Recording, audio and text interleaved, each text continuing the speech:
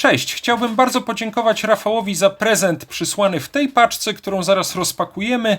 To jest list, także za niego dziękuję. W oddzielnej kopercie jest uszkodzony dekielek od odkurzacza, raczej będzie on całkowicie do wymiany. No i wyciągam z paczki odkurzacz, który zaraz dokładniej obejrzymy. Bardzo fajny polski odkurzacz Alpha K2, model jeszcze z metalowymi płozami.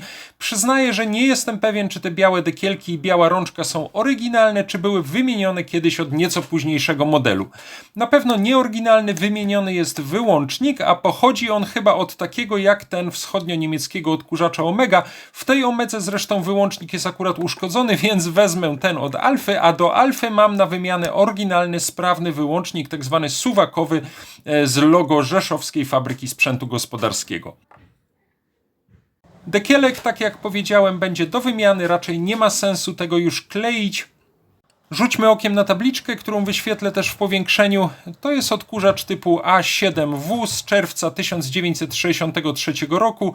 Bardzo ładnie pasuje do dwóch innych wczesnych odkurzaczy Alpha K2, które mam w kolekcji. Na samej górze model również na płozach, to jest typ A7A z września 1961 roku z silnikiem typu SK5 z fabryki wodomierzy we Wrocławiu.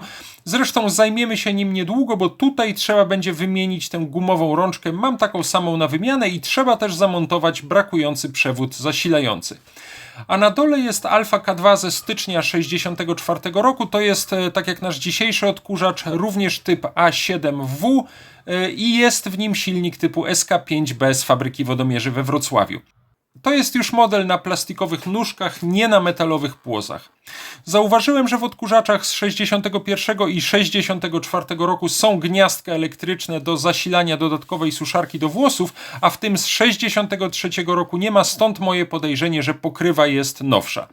Generalnie bardzo fajny odkurzacz, za którego remont chętnie niedługo się wezmę, zobaczymy jaki ma silnik i czy działa, i za który jeszcze raz Rafałowi bardzo dziękuję.